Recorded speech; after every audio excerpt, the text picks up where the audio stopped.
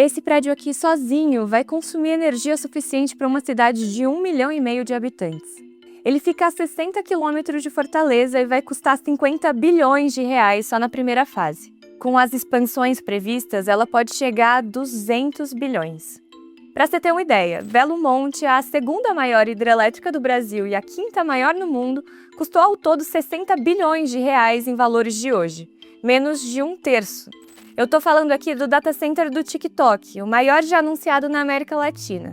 Esse projeto de números imensos é hoje o principal símbolo da corrida por data centers no Brasil. E resume muito bem todos os ingredientes que cercam um grande projeto do setor. Investimentos vultosos, uma demanda descomunal por energia, preocupações ambientais e oposição da população local.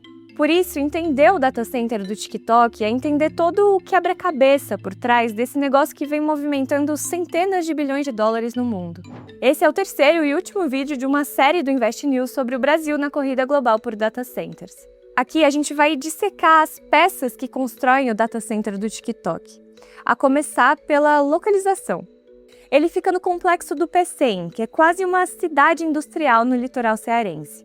Lá dentro tem um porto, o Porto de Pecém, que escoa a produção das fábricas que estão distribuídas pelo complexo, numa área de 190 quilômetros quadrados. Isso é maior que algumas capitais brasileiras. Vitória, por exemplo, tem 97 quilômetros quadrados. A escolha de Pecém para abrigar o data center do TikTok leva em conta dois fatores principais. Um é geográfico, porque Fortaleza recebe mais de 16 sistemas de cabos submarinos, fios de fibra ótica que cruzam os oceanos e transportam mais de 95% do tráfego internacional de internet. Para um projeto que vai processar dados de usuários do TikTok do mundo todo, estar perto desses cabos é essencial. O outro fator é tributário. O Pecém é uma zona de processamento de exportação, ou ZPE. É uma região com um regime tributário especial para atrair grandes indústrias. Ali elas ficam isentas de uma série de impostos de importação e exportação. Isso faz diferença para um data center porque todo o cérebro dele, os servidores, GPUs e placas de memória, precisam ser importados. O Brasil não tem produção nacional relevante desses equipamentos. O data center do TikTok vai importar o equivalente a 40 bilhões de reais em equipamentos. Fora de uma ZPE, o custo tributário disso seria muito grande. Esse, inclusive, é um bom momento para a gente entender os atores econômicos envolvidos nesse tipo de projeto. O modelo padrão do setor é o seguinte: o cliente, nesse caso o TikTok, fica com a parte mais cara, justamente os servidores que recheiam o data center. E aí a operadora, que nesse caso é a Omnia, fica responsável pela infraestrutura, os prédios, subestações de energia, sistemas de refrigeração. A Omnia é uma empresa de data centers que pertence ao Patria Investimentos, uma gestora brasileira de private equity. Esse é um padrão que se repete em todo esse mercado. No geral, empresas de data centers nascem ou crescem apoiadas por grandes investidores. A Ascent, a maior operadora da América Latina, é uma empresa conjunta entre a americana Digital Realty e a gestora canadense Brookfield. A Scala pertence ao fundo americano Digital Bridge. A Elea foi comprada pela iSquared Capital, outra gestora global de infraestrutura. Isso acontece porque data centers exigem uma injeção enorme de capital antes de gerar qualquer receita. E quem tem essa grana e essa paciência, no geral, são gestoras focadas em infraestrutura. Tem ainda um terceiro ator envolvido nesse projeto do TikTok. É a Casa dos Ventos, uma gestora de energia renovável. A Omnia fechou um contrato de 20 anos com a empresa que vai investir 4 bilhões de reais em novos parques eólicos para abastecer o data center. Mas não diretamente. Como os outros data centers aqui no Brasil, esse vai se conectar ao Sistema Interligado Nacional, a malha que conecta geradores e consumidores de energia no país inteiro, inclusive as nossas casas. O contrato com a Casa dos Ventos funciona como uma compensação. A energia eólica produzida pelos parques entra no sistema, enquanto o data center consome eletricidade da mesma rede. Só que energia não é a única coisa que um data center usa em escala. E é aí que o projeto de Pecém vive a sua maior polêmica: o uso de água.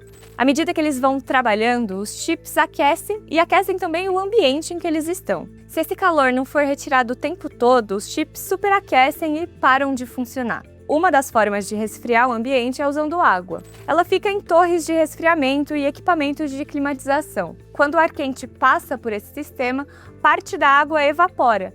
E ao evaporar, leva também o calor. O problema é que essa água que evapora se perde na atmosfera. Ela precisa ser reposta, o que gasta mais água. A alternativa mais moderna é fazer um circuito fechado de resfriamento. Nesse modelo, um fluido circula pelos equipamentos, retira o calor e volta para o circuito. Como o fluido não evapora, o consumo de água pode cair muito. É esse segundo sistema que a Omnia diz que vai usar no Pecém. Com base nele, a empresa declara um consumo de menos de 30 mil litros de água diariamente. Dá tipo uns 3 caminhões-pipa por dia?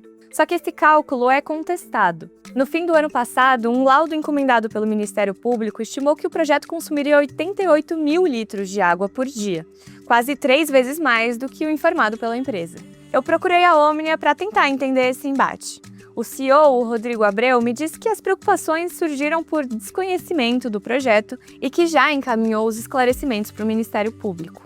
Mas conflitos desse tipo têm se tornado comuns em regiões que atraíram grandes investimentos em data centers. À medida que essas estruturas crescem em tamanho e consumo de recursos, aumentam também os questionamentos sobre água, energia e poluição sonora, já que os sistemas de refrigeração fazem um barulho constante. Em Querétaro, no México, a expansão acelerada do setor coincidiu com uma crise hídrica que deixou milhões de pessoas sob algum tipo de restrição de água. E os moradores passaram a questionar o consumo desses novos empreendimentos. A Holanda viveu uma discussão semelhante em 2022, quando um projeto da Meta foi barrado depois de críticas sobre o uso de terras agrícolas, energia e água. O caso acabou se transformando em um debate nacional sobre os limites da expansão do setor. Ou seja, no fim, o projeto do data center do TikTok no Ceará condensa em um único endereço todos os atributos que tornam o Brasil atraente para o setor, mas também as disputas locais que essa atratividade implica.